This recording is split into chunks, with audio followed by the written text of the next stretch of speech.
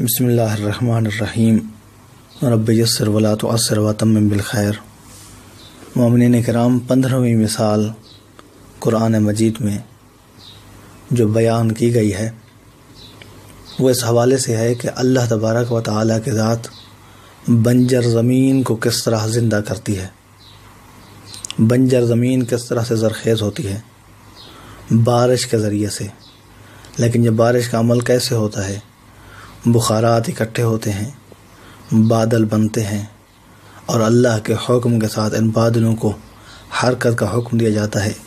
یہ بادل ہواؤں پر تیرتے ہوئے پہنچتے ہیں اس مقام پر جہاں پر بارش برسنا ہوتی ہے، لیکن بارش برسنے سے پہلے ٹھنڈی ہوا چلتی ہے جو اس بارش کی آمد کی خوشخبری دیتی ہے، اس بارش کی آمد کی نوید سناتی ہے۔ اس کے بعد پھر بارش کے قطرات برسنا شروع ہو جاتے ہیں، اور بارش کے قطرات کو بھی اللہ کی ذات اتنا لطیف بناتی ہے، اتنا خوبصورت بناتی ہے۔ نہ وہ قطرے زیادہ موٹے ہوتے ہیں کہ ان کے ساتھ فصلیں تباہ ہو جائیں، اور نہ ہی وہ اتنے زیادہ خفیف اور ہلکے ہوتے ہیں کہ ہوا کے اندر بکھر جائیں، فقط نمی ہی نمی رہ جائے۔ نہیں، ان کو ایک خاص وزن کے مطابق، انہیں خاص معیار کے مطابق زمین پر ایک خاص حرکت کے ساتھ اتارا جاتا ہے تاکہ زمین آباد ہو جائے۔ زمین جو بنجر تھی وہ فصلوں کے ساتھ لہلہانے لگ جائے، اس کے ساتھ پھل اور پھول بڑھنے لگیں۔ قرآن مجید نے یہ مثال بیان کی ہے۔ کس کے لیے یہ مثال بیان کی ہے؟ کہ ہم مردوں کو زندہ ایسے ہی کرتے ہیں جیسا کہ ایک بنجر زمین ہے، کچھ آبادی نہیں دیتی ہے، اس کے اوپر جب بارش برستی ہے تو وہ زمین آباد ہو جاتی ہے۔ اسی طرح سے ہم قیامت کے دن مردوں کو بھی زندگی دے سکتے ہیں۔ اگر بنجر زمین کو زندہ کیا جا سکتا ہے تو مردوں کو بھی زندہ کیا جا سکتا ہے۔ یہ مثال اس لیے قرآن مجید نے بیان کی ہے۔ اور پھر یہ کہ ہر زمین بھی آباد نہیں ہو جاتی ہے، اگرچہ بارش ایک ہی بارش ہے، اس کے اندر رحمت ہے، اس کے اندر برکت ہے، اس کے اندر اللہ کی حکمت پوشیدہ ہے۔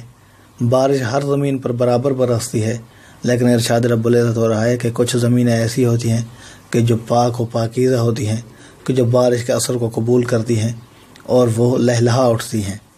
لیکن بعض زمینیں کیونکہ شورش زدہ ہوتی ہیں، کیونکہ نمکین ہوتی ہیں، کیونکہ ان کے اندر تیزابیت پائی جاتی ہے، اس لیے بارش کا اثر بھی ان کے اوپر اچھا نہیں پڑتا ہے۔ تو اشارہ ہے اس جانب کہ انسان کا دل اگر پاک و پاکیزہ ہے تو اللہ کی آیات اس کے اوپر بہت ہی خوبصورت اثر کریں گی، اور اگر اس کا دل ہی زنگ آلود ہے، دل ہی معصیت الہی میں ڈوبا ہوا ہے، اب اسے توفیق نہیں ہوگی جتنا بھی اسے قرآن مجید کی آیات سنائی جائیں، جتنا بھی اس کے اوپر اسلامی تعلیمات بیان کی جائیں، وہ گمراہی کے اندر بھٹکتا ہی رہے گا۔ قرآن مجید کی ان آیات کو پڑھ لیتے ہیں۔ بسم اللہ الرحمن الرحیم۔ ارشاد رب العزت ہو رہا ہے وَهُوَ الَّذِي يُرْسِلُ الرِّيَاحَ بُشْرًا بَيْنَ يَدَيْ رَحْمَتِهِ۔ اللہ کی جب رحمت آنے والی ہوتی ہے، وہی ذات ہے کہ جو ہواؤں کو بھیجتی ہے خوشخبری کے طور پر۔ ہوا آتی ہے، خوشخبری سناتی ہے کہ بارش آنے والی ہے۔ حَتَّى إِذَا أَقَلَّتْ سِحَابًا ثِقَالًا سُقْنَاهُ لِبَلَدٍ مَيِّتٍ، یہاں تک کہ وہ ہوائیں بھاری بھاری بادلوں کو، پانی سے بھرپور بادلوں کو اٹھائے آتی ہیں، ایسے شہر کے اوپر برساتی ہیں کہ جو بنجر ہوتا ہے۔ فَأَنزَلْنَا بِهِ الْمَاءَ، پھر پانی کو نازل کیا جاتا ہے۔ فَأَخْرَجْنَا بِهِ مِنْ كُلِّ الثَّمَرَاتِ، اور وہاں سے ہر قسم کے میوے نکلتے ہیں۔ كَذَلِكَ نُخْرِجُ الْمَوْتَى لَعَلَّكُمْ تَذَكَّرُونَ، ہم مردوں کو بھی اسی طرح سے زندہ کرتے ہیں، اور یہ مثال اس لیے بیان کی گئی ہے تاکہ تم اس سے ذکر حاصل کرو، اس سے یاد دہانی حاصل کرو۔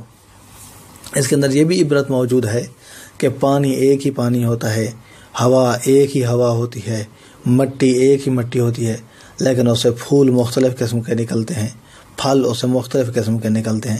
یہ بھی دلیل ہے اس بات کی کہ اللہ تبارک و تعالیٰ کی ذات قادر مطلق ہے اور جو چاہے وہ انجام دے سکتی ہے۔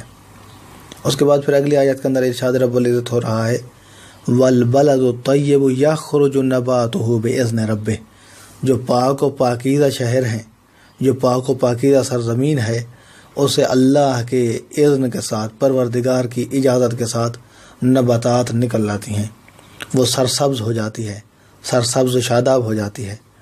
والذی خبث لا یخرج الا نقدا، لیکن جو خبیث ہے، لیکن جو ناپاک ہے، جو اچھی زمین نہیں ہے، اسے سوائے معمولی گھاس پھونس کے اور کچھ نہیں اگتا ہے۔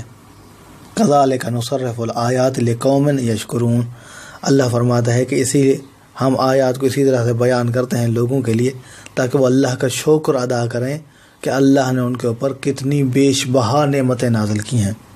انسان شکر اس لیے نہیں کرتا ہے کیونکہ عادتاً کسی چیز کی اگر زیادتی ہو جائے، بہت زیادہ ہو جائے، تو اس کے اندر غور و فکر ہی نہیں کرتا ہے، تو اس لیے اللہ تبارک و تعالیٰ نے ان مثالوں کو بیان کیا ہے کہ یہ عجائب ہیں، یہ طبیعت کی مختلف قسم کی ایسی چیزیں ہیں کہ جن کے اندر انسان کو غور و فکر کرنا چاہیے۔